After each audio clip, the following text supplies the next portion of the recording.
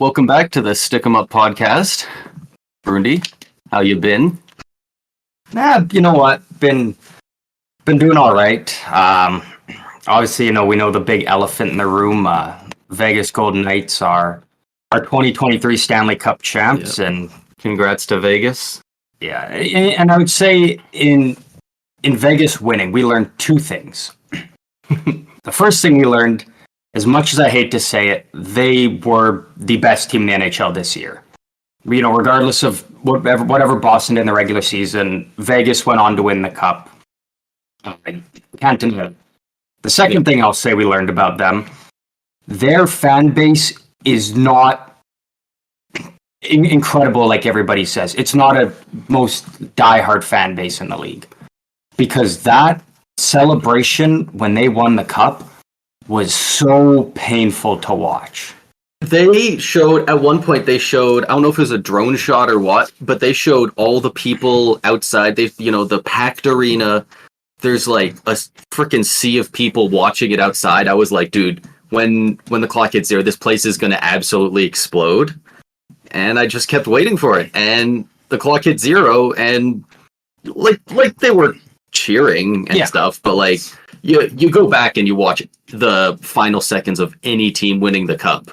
Like the fans are jumping up and down. They're losing their minds. Yeah, and watching that whole thing, the thing that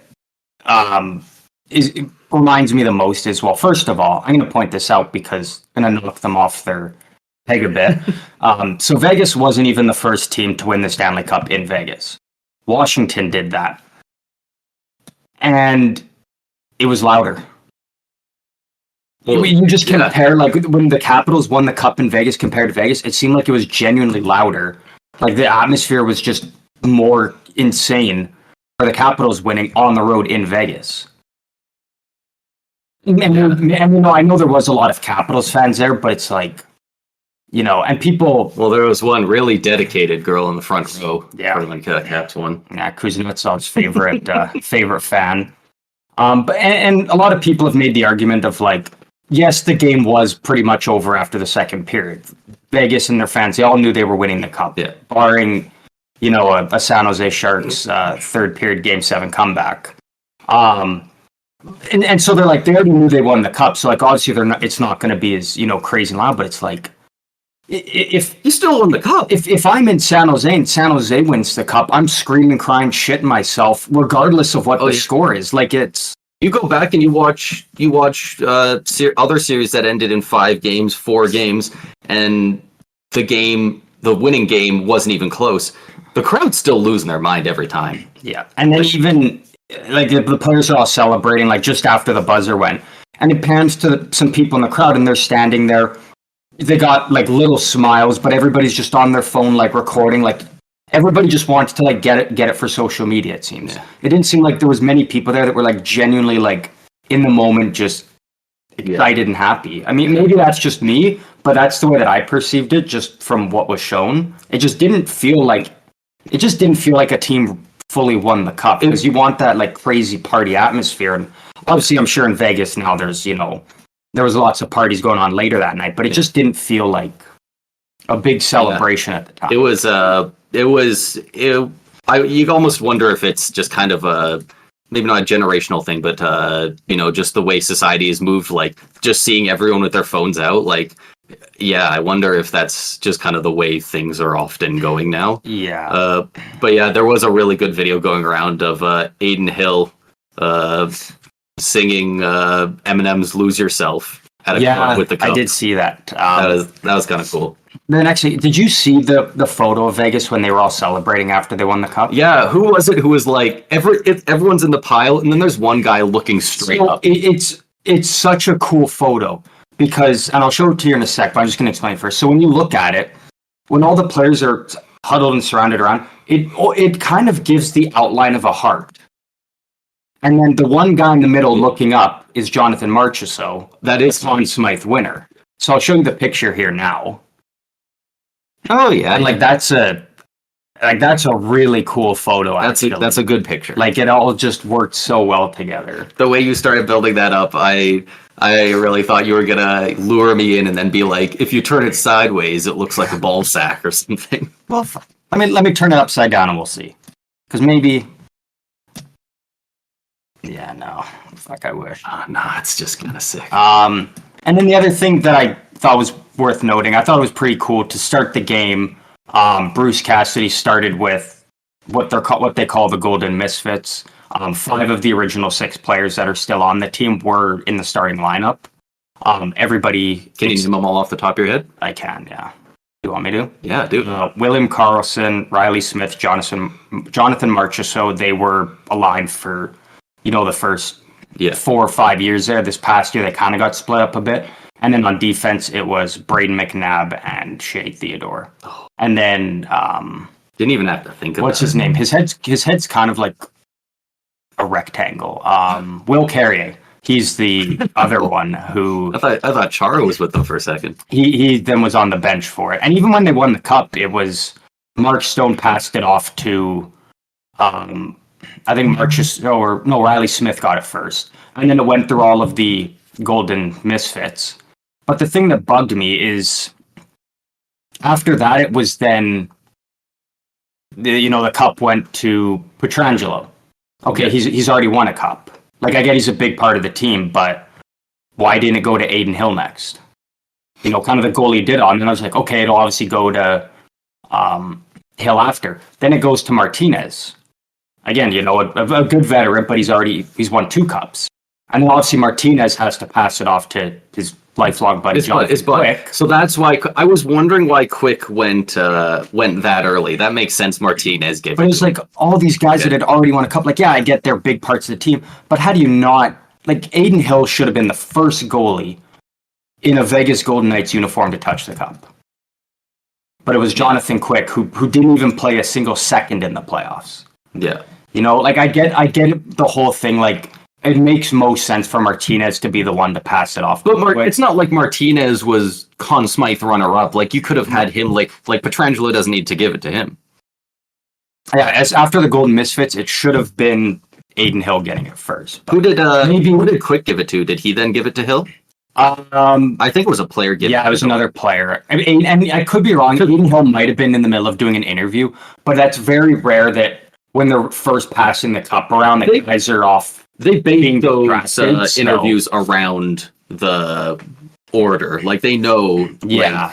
So I thought it was a little weird, but I did think it was really cool to have the kind of the original guys who were there since day one start that final game in Vegas. So. It could have been cool if they had maybe Quick give it to Hill in a kind of like, even though, they both haven't been like on the Knights for a long time, it could have been a neat passing of the torch. Yeah. An old Conn Smythe winner handing the trophy to the young upstart who just won them the cup. And I would have been totally okay with that if that's the way that it did happen. Yeah. But it's just... Yeah. It's... Some teams seem to put so much effort into it, and some teams are like, we just kind of got out there and handed it around, so I'm not going to put too much stock into the order. You guys name on a cup. And it's also back-to-back years that players during their interview after winning the Stanley Cup kind of shit on Toronto. Now 3-time Stanley Cup champion Phil Kessel kind of took a dig in at Leafs fans, similar in the way that Kadri did last year with Colorado. So, I mean, Toronto's getting their name out there in the Cup final. They got something going for them. Yeah, that's progress. It's so funny how meta the NHL has become regarding Toronto.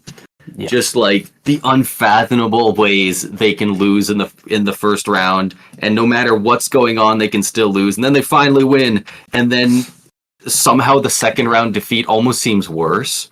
Yeah, like it's so wild, and like I've even heard that there are certain GMs over the past few years that have like purposefully claimed guys on waivers from Toronto. Oh, really? Just because they think it's funny.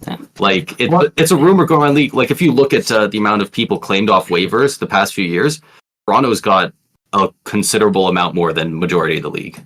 Yeah. Well, and it's like even how they have that, and it's something, I will pray and hope and wish every day that I could ever have a glimpse on what goes on in there. But so how all the general managers in NHL, they have a group chat together. Yeah, Between all 32 of them now. I've heard they have And- WhatsApp. Yeah, and so they just, if they got a guy that they're trying to trade, then they put his name out there and just see if anybody's interested. They just make jokes in there.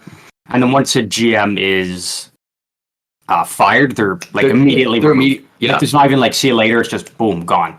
And I would have loved to see what happened in that chat once Kyle Dubas got removed, because like you said, it just kind of seems fun for guys to,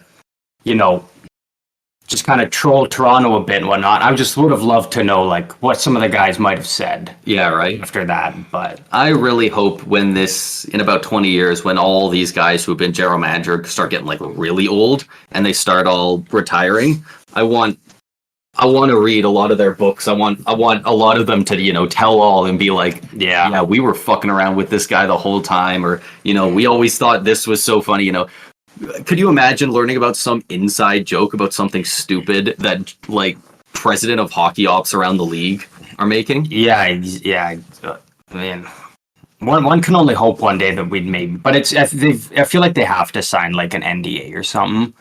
Like, I feel like there's got to be something where they're not allowed to speak about what goes on in that chat, or maybe there's not. And if there's not, I would love to know one day. I don't doubt that it's the going kind on of thing that they don't have like an NDA or anything for. It's just kind of like, that if you spill the beans to anyone and it gets out, you're done in this line of work. Yeah. And you spent how many years post your playing career trying to get there, right? Yeah.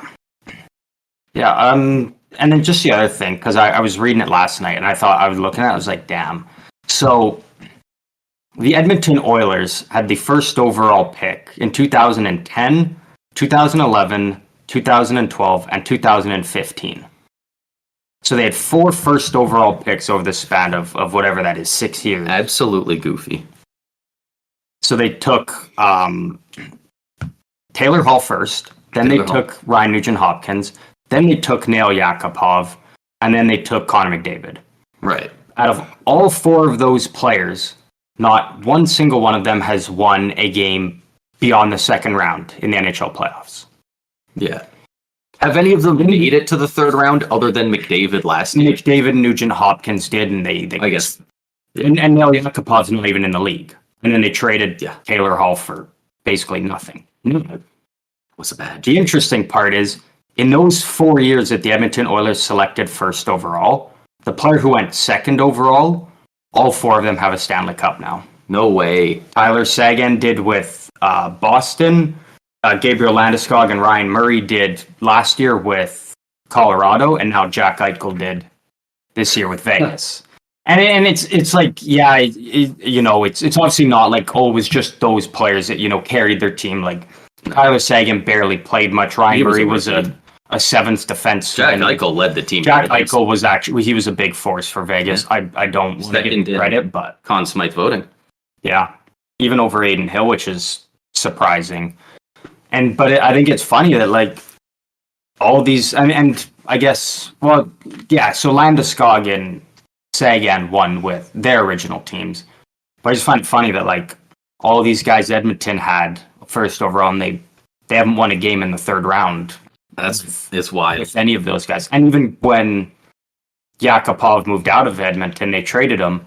He was out of the league in no time. Yeah. And then that was such a Taylor crazy Hall, kind of powerhouse New Jersey to the playoffs, but they got steamrolled by Tampa Bay. I'm pretty sure it was that year. I think so. Pretty early in the first round. So yeah, it was crazy. Yakupov was so like he was like the consensus number one, pretty good. Like he wasn't like as obvious as Bedard this year or McDavid in his year, but like it was like Lafreniere kind of like everyone's pretty damn sure it's gonna be this guy. Yeah, like there was a lot of hype around him. It's crazy that it just didn't translate to the NHL. Yeah, and even like that 2012 draft was just such a weak draft, though. Yeah, it's tough. So, but almost as weak as this year's UFA market, apparently. Yeah. They're a lot of GMs around the league are talking about how they don't like this year's UFA crop. Yeah. Which I think is why we're going to see a lot more trades being made and whatnot. Like we did see the trade. It's about a week ago now or so. The New Jersey Devils ended up trading Damon Severson to Columbus after signing him to an 8-year extension before shipping him off to Columbus. A little sign-in trade. And that's only the second one in NHL history. It's only the second time that's happened. Which is wild because that seems like a great way to do business. Like Columbus just got a guy for several years at a dollar amount they knew they were getting him for, and it only cost them a 3rd-round pick. And on the flip side, the Devils, they were going to lose this guy for nothing to UFA. Yeah. So they just got a free 3rd-round pick. And people make the argument of, maybe maybe they could have got him in free agency. Like if he was willing to go there on that contract, like he probably would have signed there. But it sounds like Damon Severson really wanted to go to a Western Canadian team. Is kind of what it sounded like, and so it sounds like the biggest reason why he agreed to signing this deal and then being traded to Columbus is because he was able to get that 8-year deal rather than only being able to sign a 7. Yeah, and that the money he got, I think it was about 6.5 or just under 6.5. Yeah, it was a lot more than I think he would have been able to get from any other team out west, if that's where his heart was set on going. So he got a good paycheck out of it, and he's going to a Columbus team that's really gearing up and ready to make a push for the playoffs next year. A lot of people seem to think that the difference between the 7 and 8-year deal is kind of negligible. When it's upwards of $6 million a year, that's $6 million freaking dollars. Yeah. Like at that point in his career, he might be injured. He might not be able to sign another contract at the end of it, or he might have fallen off and be worth 1.5. Like that's a lot of potential extra money that he's making because he's got that locked up. Yeah. Yeah. Oh, I thought I was going to sneeze there. So the other thing I want to talk about is because I've made it very known over the last 4 or 5 years that I was not a big Matthew Tkachuk fan at all. Right. But I have to say, after this playoffs, I am a fan of him now. Yeah. My whole mind is totally flipped on him. Like that guy, say what you want about what Bobrovsky did and what X and Y did on the Panthers. Matthew Tkachuk was an absolute beast in the playoffs. Absolutely. And then to hear the news that he wasn't able to play in Game 5 of the Stanley Cup Final, but he played through Games 3 and 4 with a broken sternum. Yeah. To the point where he needed help getting out of bed. Yeah. He needed help putting on his equipment. And he played NHL playoff hockey in the Stanley Cup Final. In the Cup Final. He played hockey like that when he needed assistance to do basic things. Like that's absolute warrior shit. And like he obviously, it was more noticeable in Game 4 than Game 3. Like he looked out of place, he looked hurt. Like you could tell he was injured. Yeah. But he was still making an impact on the game. He was still a big impact player, and he almost damn near tied the end of Game 4 with like a couple seconds left. He almost tied it again to send another game to overtime. Yeah. Like there's no you can't put it any other way. Just what he did was incredible, and I have to give him all the respect in the world. He is very firmly in the same spot for me as a guy like Marchand. Like I fucking hate him, but I like him on your team. A sports fan hate him, I would love to have him on my team. And like as a person, both guys seem pretty good. They just become bastards when they hit the ice, which is what you need in a sport most of the time. And you're a Tampa Bay fan, so like Tampa Bay plays Boston 4 times a year. They play Florida 4 times. So you watch Marchand, like your team has to play Marchand and Tkachuk more, so you can kind of develop more of that dislike for them. True. Whereas like, San Jose plays them. You're seeing them a couple times a year. So it's like, but it's like, man, if I had either one of those guys on my team, like those are just the type of players you need to get it done. Yep, absolutely. It. I remember at the start of the season when Kachuk went on the record, he was like, he hadn't even played for Florida yet. Like, I don't even know if he had moved down yet. And he was like, I already hate Tampa Bay more than I had ever hated the Oilers. And I was like, yeah, we'll see. And then in that first game we played against them, he took 2 minor penalties, not a double minor, 2 separate minor penalties in overtime. And we ended up winning the game on like a 4-on-3 in OT. And I was thinking, like, man, this guy's such a chump. But yeah, every other time we played him this year, he's a killer. He is. Yeah. He's a gamer. And it would have, again, it just brings me back to, like I said before, with that whole in the first round, that Vegas-Winnipeg series, and now relating it to the Cup final between Vegas and Florida. I just wish we could have seen both teams go at it fully healthy. Yeah. You know, Winnipeg dealt with many injuries in the first round, even some guys not even being able to come back and play. And then the injuries you hear going through Florida, like the injuries with Kachuk, Aaron Ekblad had like 4 or 5 different injuries. Laundry list. He had like a torn labrum or something, and like a broken foot since the first round. Like, oh my god! And then I think even Gudas was playing with quite a few. Like, they just had so many injuries on their team. It's like that. I still believe that fully healthy Florida Panthers team that we saw throughout rounds 1, 2, and 3, fully healthy. That series is probably at least going 7 with Vegas. I'm not saying Florida wins. And how loud would the arena be if it went to a game 7? Like, I feel like we would have gotten at the bare minimum a game 6. Yeah.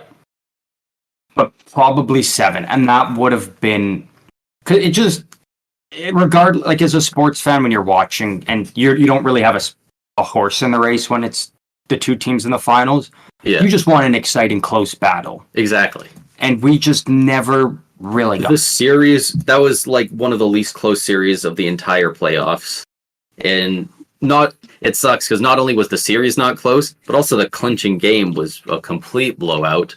Which, I mean, I'm sure Vegas fans loved, and rightfully so. But it would have been cool to see, you know, it gets down to a game 7 and one team's up 3-2, and we get 3 minutes at the end of the game where they have the extra guy on the ice, and like, when you get right down to it, that there is nothing better in sports than watching it that close. It is so good. Yeah, just if it was close, you know, but it just never really felt like, you know, you kind of just got the sense after games 1 and 2 was like, you know, Florida might be able to pull out a win or 2, but like, you could already just see the injuries that were starting to appear on these players. Yeah. And by that point, you just kind of knew that unless Bobrovsky absolutely just stole every game, but you knew he wasn't going to be able to do that against that Vegas team. And, you know, and I got to give Vegas a lot of credit. Like, they are a very good team, not to take anything away from them. Yeah. But I would have just loved to see a closer final between the 2. Yeah. I mean, like, so unless your team's in the final, you pretty much always hope for it to at least go 6, you know? Yeah. Even if you're blatantly like, I kind of like this team and these are my rivals, I don't like them, you still kind of want it to be a little close, right? Yeah. That's just fun to watch. Yeah, because I was, you know, pulling for Florida in this series, but I didn't want to see Florida sweep Vegas. You know, I still wanted to see a go game 6 or 7 because those games are just so exciting when you're so close to the end and you're fighting for every inch. Like, it would have been incredible. One of the most fun games that I've watched in the past few years was last year's playoffs, game 6, Tampa and Toronto, and Toronto was up 3-2, and that game was so insanely, it's if Tampa loses, Toronto moves on, and it was so back and forth, and we were up by 1 goal with a minute left going into the third period. And then they scored and they tied it up. And then they scored again, and they all of a sudden they were going into the intermission with the lead. And then we scored and sent it to OT, and that overtime was electric. Like, yeah. Like, when it's that close, it's so fun to watch. Yeah. I vividly remember that game you're talking about, because I remember watching and I was like, I was like, fuck, Toronto might actually get it done. And then sure enough, Tampa. I thought they were going to. to I believe the get the shots job done. in that overtime were like 11-2 or like 11-1 in Toronto's favor. But the one was point just being. I don't even remember if he shoveled it or if it went off his foot, but it just went in the net. Yeah. Like, yeah, those are the playoff goals, the greasy ones. Yeah, but I mean, at the end of the day, hurts me to say, but congratulations to the Vegas Golden Knights. Yeah. Hopefully it's the first, well, it is the first time, hopefully the last time, but Yeah. So moving on from the big team award, should we take a look at some of the individual awards here? Before we get to that, I figure we'll just very briefly go over a little bit of league news. Don't have to talk too much about it, but New Jersey and Jesper Bratt, they signed an 8-year extension. What was it? 7.875 million average, I believe. Yeah. And you know who's 63 mil? You know who's happy about that deal? Jack Hughes. Timo Meier. Because he can't, like, obviously, you know, I'm not going to dive into his whole qualifying offer thing because I feel like he will have an extension signed before it gets to that point. Yeah. But he's not getting less now. He ain't getting less than. He ain't getting less, but what is Jack Hughes at 8 or 9 mil? Jack Hughes, I believe, is at 8. I mean, did they give him more than Jack Hughes? Well, now that's the thing. Sometimes you have to pay players more than what you know your best guy is, but And when that was the thing when Timo Meier got traded there, it was New Jersey. Yeah, he's making 8 mil. It's New Jersey didn't want to it's a great contract. pay it. They didn't want to pay anybody more than what they were paying Jack Hughes. But for a guy like Timo Meier who just put up 40 goals this year, I mean, he can go. he's not taking less than 8. Yeah. You can like maybe right at 8 million. Maybe he'll say us if you give him that 8-year deal. Maybe. But even in this day and age, for they would 40 goal scorer. Papers. Not only that, a 40 goal scorer who right up until about the trade deadline was playing on one of the worst teams in the league. It was Meyer, Carlson, and the Bots. Like it was like So I mean, you know, if he was a unrestricted free agent this year and he went on the open market, he gets at least 9 million on the open market, I think. I was going to say 9, probably in between 9 to 10 mil. Yeah. I would say he could get that no problem. Yeah, something like a 9.25 or whatever. So that'll be interesting to see what happens with New Jersey and Meier now that the Bratt deal's settled. Good for Brett, though. Oh, well-deserved contract. And one other thing, as of about, I believe it was announced 1 hour ago, the Flames named Jarome Iginla special advisor to the general manager.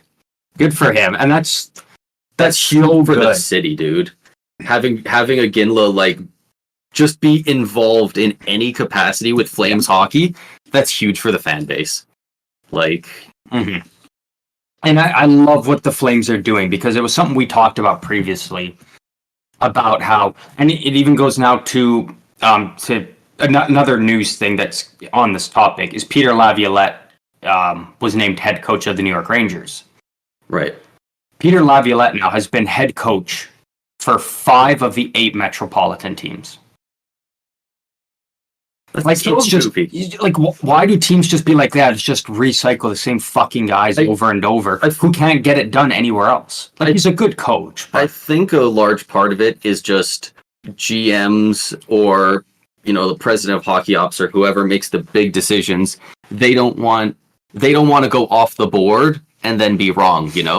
Like, if you take Yakupov and he flops, well, most people are going to take Yakupov. It's not really your fault. But, if you take a reach and you go for some guy who was supposed to go 5th and he's clearly not better than who was first, people just they want to go for the guy who, somebody else probably would have taken him. But a lot of the time, the best choice is, hire from within, hire a guy is just genuinely really good at his job. Like, well, and that's what I think the Flames are doing so well is, from their general manager Craig Conroy to new head coach, and now again, like they're just bringing all these guys from within. They're not going outside and grabbing like, well, this guy's a big name, let's bring him in, or let's get like a Daryl Sutter. We used to have him. Let's run it back with him. Like they're starting a new era. There for the Flames, and it's really exciting because they desperately need it. Yeah. Especially with, the new kind of core that they have now there. Yeah. Like, it's not the Kachuk, Gaudreau, Monahan, it's now the, Huberdeau, Lindholm, Kadri, if you want to throw in there. Like, it's a new era for them, so I'm glad they're doing it a different way finally. Yeah, it feels like the team is in a different direction. Like, even if they're not as good, it's new. It's not stagnant like it had gotten. And it's exciting. Because, now you've got all these guys from within who have a good read on all of their players. They know all their players very well. It's not like a new coach and GM are coming in and introducing themselves to everyone. Yeah. Like, it's everybody knows everybody now. Yeah. And how cool would it be? He's the special advisor to the GM. So how cool would it be if, in 4 years, if maybe the GM's going to get bumped up or moved somewhere else, Iginla might be the general manager in 5 years of the Flames. Yeah, and that's kind of the position he's in, is like, if things are going in a good direction and then Conroy moves on to something else, Iginla might be that next guy in line to take over the GM spot. Yeah. All right. Do we want to get to the awards? Yeah. So we'll kind of run through the major player awards and go through the 3 finalists, and then just, I think, give our picks on who we think will win them here, because I think the awards are coming up pretty soon. Monday, June 26th. So it's pretty soon. About a week and a half away, but so start off with the big one here. And I think we both have the same answer. I would hope so. The Hart Trophy. So the finalists are Connor McDavid, David Pastrnak, and Matthew Tkachuk. It's Connor McDavid. Yeah. He put up 150 freaking points. Yeah. And you can make the argument Pastrnak had, 60 goals. Tkachuk basically carried Florida into the playoffs. Yeah. But you can't take away what McDavid did. It's so annoying because at the start of this year, I remember a lot of people were saying McDavid might hit 150. And I had the same reaction to that as when people were saying Matthews might hit 70. I'm like, yes, at his peak, he might be able to do this. But you can't just expect guys to there's a reason that there aren't Ovechkin isn't scoring 60 goals every year. It's fucking hard. And I'm like, everyone keeps expecting this of McDavid, and I'm like, guys, he'll cap out at 125. He put up 100, what was it, 154 or something? And he completely did it. He's nuts. And for McDavid, it's tough because you think about the Oilers' playoffs this year. It was so highlighted by Draisaitl being a goal-scoring machine that people were like, oh, McDavid, he didn't have the best playoffs. He looked like it was the Draisaitl show, but it's like the Edmonton Oilers were out in round 2. Connor McDavid still ended the playoffs, tied for 6 in points. Only 6 points behind Jack Eichel. Only 6 points behind him. And Jack Eichel played 2 extra rounds. Yeah. Both, the one with Dallas went 6 games, and then the Florida one. So 11 extra games Eichel got to play from the time McDavid was eliminated the playoffs. Yeah. Only 6 more points. Yeah. So it's like McDavid was still a beast, but you can't expect him to be on that 154, 156 point pace in the playoffs. Yeah. That's not realistic when you're playing every second night, and you're going up against the best of the best. Which is crazy because how many do you have McDavid's stats? What did he have? Probably around 12 games and 20 points. That's pretty close to a 150 point pace. That's 1.7 points per game or something. 1.25. Wait. Unless I need to go back to school for math. You're right. So he's 136.6 point pace was what he was on throughout the playoffs. Yeah, what a bum. He didn't show up in the playoffs. Yeah, exactly, right? But yeah, I think McDavid's easily a lock for I should hope so.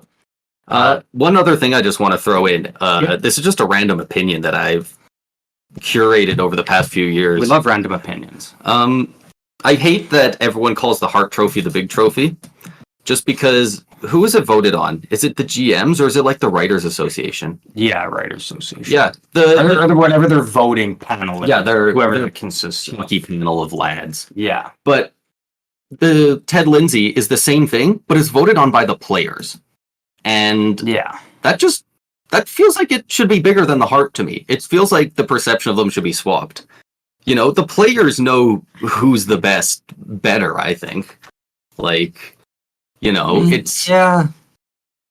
I don't know. Yeah, I guess it depends on which way you want to look at it. Usually it's pretty almost...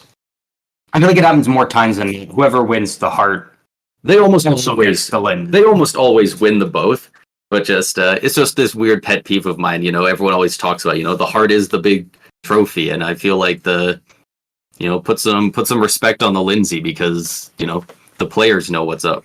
Yeah. Although this year, I will say we'll dive into it because it's third one on our list here. Sure. Might be a different story this year for someone winning both of them. Okay. So the Vezina Trophy. Our finalists are Connor Hellebuck, Ilya Sorokin, and Linus Ullmark. I think Ullmark. It's got to be Ullmark. Yeah. I know you're a Any big other Sorokin year. guy. I was wondering if you might say him a little biasly, but you know, whether you call it Ullmark doing it all on his own, or it's just team success. Like, it doesn't matter. He's the best goalie in the league. His numbers prove it. The numbers are wild. Yeah. Dude, we play, like you said earlier, I watched, you know, pretty much every Tampa game, especially against Boston. I couldn't tell you if Ullmark's good. Their defensive system is so insane. Over 4 games, it felt like we never got to test him. Oh man. I don't think he's like he's an NHL goalie. I'll give him that. Absolutely. Easily. He's like, oh, he's now a top 5. Like, it's like, yeah, a lot of people are saying he's the best goalie in the league. Like, just like Shesterkin last year, he had one insane year, and everyone's like, he's the best. It's like, you know, I'm sure we all know he's at least elite. Yeah, like, you know, like I was saying with the McDavid thing, you know, Shesterkin's not going to put up a 9.35 save percentage every year for the rest of his career. That's not how it works. yeah, it's just not realistic. He's going to come back down to earth and probably still be incredible, probably a top 5 goalie, but Yeah. you can't expect every guy who breaks out to just keep doing it. Yeah, but yeah, I agree though. I do think Ullmark will win this year. It's got to be, right? Yeah.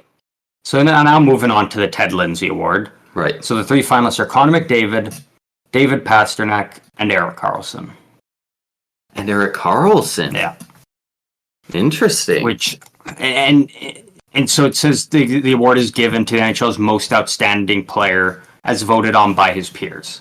Now, I think Connor McDavid probably wins because, I mean, fuck, he put up 150 points. I imagine so. But, like, I wouldn't be shocked if a lot of guys give Erik Karlsson a nod. Yeah. You know, he put up 100 points as a defenseman on a shit team. Yeah. Like, it's weird because Pasternak, it's tough because he put up 60 goals, but it's like, yeah, he was on the best regular season team in NHL history, points wise. Also, McDavid put up 64 goals. Like, he doesn't even have the goal argument against McDavid, really. Yeah, there should be no way Pasternak wins because McDavid beats him in every category. Yeah, it's strange because I almost feel like Karlsson would have a better chance to win the Hart Trophy than the Lindsay, just because, like, some people, it's always up to interpretation whether the Hart means, are they the best player in the league, or are they the person who brings the most value to their team? Yeah. If that's the case, even though they didn't make the playoffs, did anyone bring more value to their individual team than Erik Karlsson? Well, exactly right. Maybe UC Saros? Yeah. Maybe Connor Hellebuck? That's like... Yeah, well, exactly right. Like, that's a big part of it. Probably just, he's always in the headline, so it's you start to accidentally overlook McDavid in that regard, but... I think Connor McDavid will win it. I think so. But if Erik Karlsson wins, I would not be surprised. I think Karlsson comes in second. I think he gets a couple defenseman votes. I feel like it's going to be between those two. Yeah. You know, because again, Pasternak, great season, but McDavid beats him in every category. Yeah. The James Norris Trophy. Our finalists are Adam Fox, Cale Makar, and Erik Karlsson. It has to be Karlsson. I am so afraid that, because it could go to any 3 of them legitimately, because they are, Erik Karlsson deserves it, and the other 2 are the young upcoming guys that the league loves to advertise. They would love for Cale Makar to add to that resume. And it's like, Cale Makar, sure, he was good during the games he played, but how the fuck do Rasmus Dahlin in there? Or a Dougie Hamilton, or a Josh Morrissey. Like, Adam Fox, yeah, he does deserve to be there. I'm not a fan of him, as a lot of people aren't really, aside from Rangers fans. I don't love the route of saying I will only play for this one team, but it's if he's got the skill, I guess he can do that. But and it's like Cale Makar, again, it's like you said, he's just a young up and coming guy. They want to just, if they can make his resume look so good and make him a face of the league, they will. But it's like, I don't think you can make the argument that either one should win over Erik Karlsson. No. What Erik Karlsson did is legitimately historic. And the biggest, and I hate people who use plus minus as like a meaningful stat towards players, especially in this conversation, because it's like Adam Fox and Cale Makar play on two of the best teams in the league. Yeah. Erik Karlsson was on a shit team, but I think he only ended up being about like a minus 20 or so. But he was also such an indictment for him. But he was also, again, like I talked about before, there were so many games where San Jose, they lost a lot of really close games. Yeah. And Erik Karlsson was on the ice. I think the final number was 18 empty net goals against. So that's a minus 18 right there, just from playing those crunch time minutes, trying to throw everything on net and get a late goal. So you take away that minus 18, he's only like a minus 2, minus 3, minus 4. Yeah. And then it's like, he was on one of the bottom 4 teams in the league, even with a week left in the season, bottom team in the league. And he's just barely under under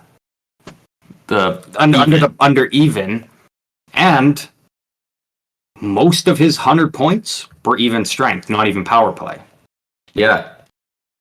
Yeah, it's wild. I got it right here. He's got 27 power play points and 101 points.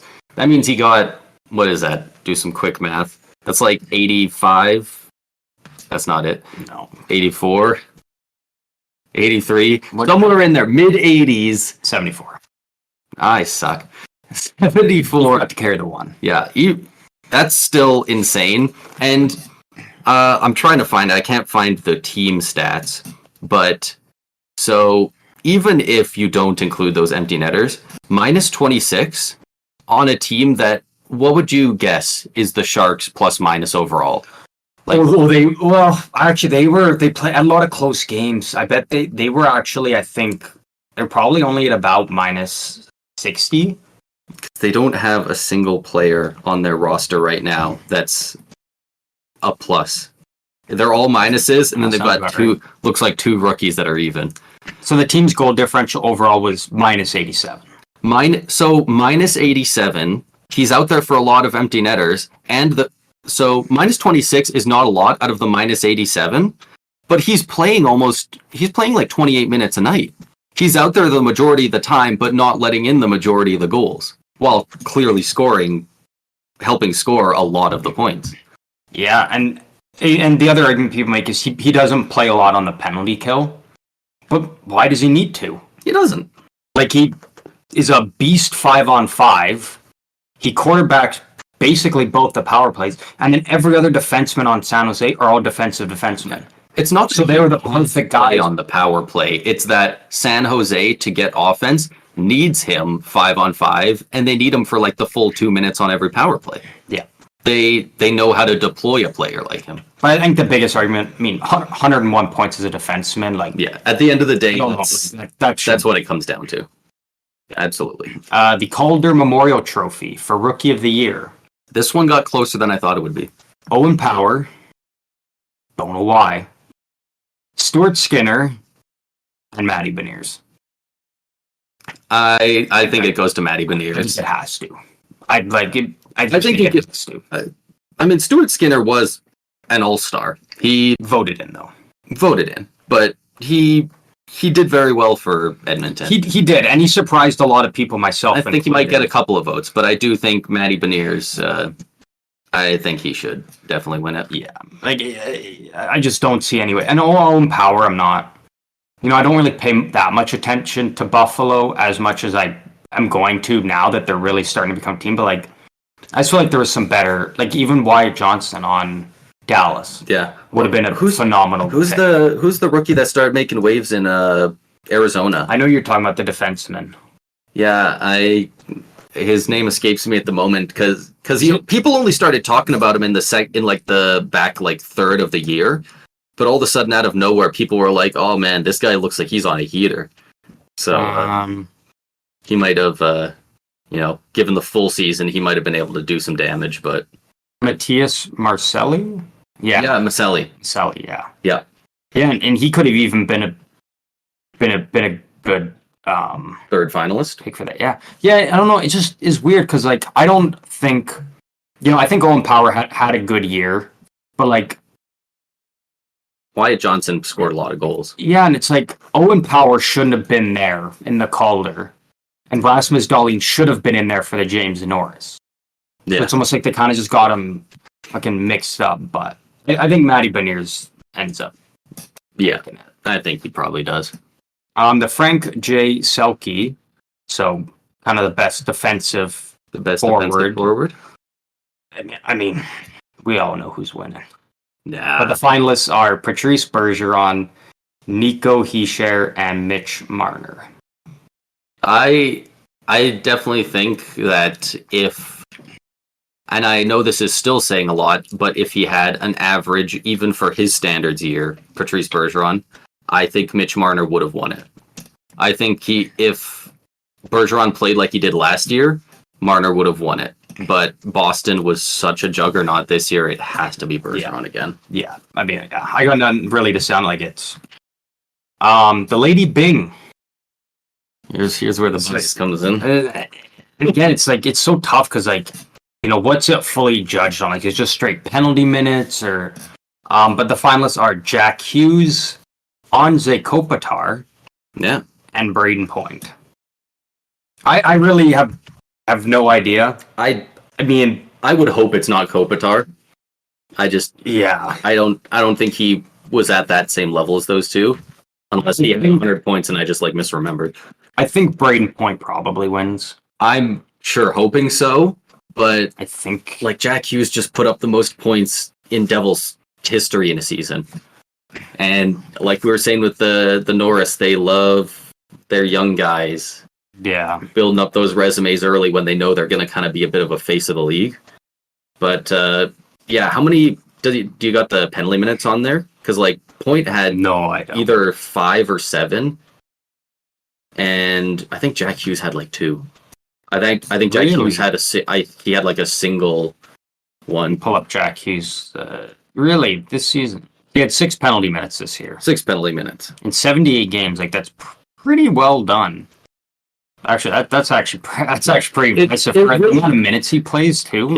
It really kind of comes down to what do they value more, points or goals? Because Jack Hughes had did he have 99 points? Yeah, and Braden Point had 51 goals. Kopitar played all 82 games. He only had 4 penalty minutes while still putting up 74 points. Yeah, and he's playing some big minutes as well. That is, but 74 points compared to 95. But again, that's the thing. He's the amount of points they get, is that part of the... I think it is. It's like the, sportsman combined with a high level of play. Okay. So then, I think Jack Hughes over Kopitar then. Yeah. What was points? I think Point had 95 points, 51 goals, and 7 penalty minutes. The thing is... One was a fight. 5 of those was a fight with Mikey Asamont, who would be his teammate later on in the year. Yeah, so probably Jack Hughes then. I think possibly because of that fight, they give it to Jack Hughes. Yeah. If there was, because I feel like it's kind of between those two. If there was to be a tipping point, I feel like that fight might be, the tipping point. That's one of those ones where I almost wonder if it's just going to be based on who's voting. If you get a lot of stuff like New York voters who are upset at Jack Hughes for beating him in the playoffs or something, or maybe people hate Tampa Bay less now because we haven't been to the Cup final this year or something, Yeah. I think it's going to go, but it's going to be either Point or Hughes. I feel like. I think it's going. I feel like Hughes. I think it's probably Hughes. That fight probably kind of gives him the edge there. Yeah. The Jack Adams Coach of the Year. Dave Hackstall of the Seattle Kraken, Jim Montgomery of the Boston Bruins, and then Lindy Ruff of the New Jersey Devils. I mean, are we talking about who we think will win or who we want to win? Or who we think should? Who we think should win? Personally, I think Lindy Ruff should win. Really? I think look at what the Devils did last year compared to this year. Like, they do have incredible players, like, that have all got a year older, but the turnaround that team had was very quick. So, and I also, people love giving the Jack Adams to, the team that does better. They exceed expectations. Well, and that's the thing is so my thing is like, like Jim Montgomery, so going back to when Tampa Bay set the record for most points in it, or tied the record or whatever. Yeah, 62 wins. John Cooper didn't win the Jack Adams because Barry Trotz got the Islanders finally back into the playoffs. Yeah. After losing Tavares and whatnot. So now that the Boston Bruins did this, can you really say Jim Montgomery deserves it over like a Dave Hackstall or a Lindy Ruff? Exactly. Because if it's all the same voters as, back a couple years ago when John Cooper kind of got robbed, you can't be like, oh, Jim Montgomery's a slam dunk, because maybe not. Yeah. But like, he has the argument of, best regular season of all time. But again, it's the argument's right there. Like, the way they voted before, it's maybe Hackstall or Ruff does it. This is one where I could genuinely see any of the three winning it. I think it's going to be close. I think it's probably Montgomery just because of the season, but I wouldn't be shocked if Lindy Ruff won it. Yeah, I think Montgomery will probably win it, but if he doesn't, I wouldn't be shocked. And I think I would actually take Dave Hackstall over Lindy Ruff. Really think, yeah. That's fair. I mean, but you can't go wrong with picking either one. Yeah, I mean, even, people definitely knew, or at least I feel like I knew that the Devils were definitely going to start turning a corner soon. I didn't know they'd be this good. Yeah. But the Kraken were kind of in a bit of a limbo. It was shocking that they did this well this year. And the success carried into the playoffs. I don't think that counts towards the No, it's award, just regular season. But they got into the playoffs, and people were like, all right, we'll kind of see. And then they kept going. And very similar to the Devils, it's, they got to the playoffs and everyone was like, okay, they got here. But the Rangers, the Avs, they're pretenders. They're not going to do it. And they both 1-7. Yeah, exactly, right. So that was kind of the end of our predictions for what we think is going to happen at the NHL Awards there. Do you got anything else left you want to add here before we kind of wrap it up? No, I think that's good. We covered them all. Felt like we did those almost quick. I thought there was more. Well, there's like awards. There's other ones, but again, it's like it's in the community. We've kind of touched on before. We think that one's kind of a silly one. Not silly, but like, it's how do you just give it to lost one its guy? Way as good as it is to say that about a trophy. Like, how do you compare tragedies and be like, well, this guy overcame this and that? It's like, yeah, all of them deserve an award for that type of stuff. So yeah, those guys are all winners. Yeah, it's weird to pick just one winner. But I think now we're kind of on the pace of off-season content. The regular season playoffs is all wrapped up, so we're going to be focusing more on the off-season kind of stuff and what we think might happen, make some bad predictions, and there'll probably come true. There'll probably be a lot of a bit more outside the box things. Maybe we'll quiz each other. Maybe we'll go over some things that have happened in the past. We'll probably open each episode with a quick recap on big signings, trades, stuff like that. News around the league. Yeah, and then get into whatever else we feel like talking hockey. Yeah. Sounds like a good plan. Anything else you want to add before we hop off here? No, I think that's about it. All right. Yeah. One final time, I hate to say it, but congratulations to the Vegas Golden Knights, 2023 Stanley Cup champions.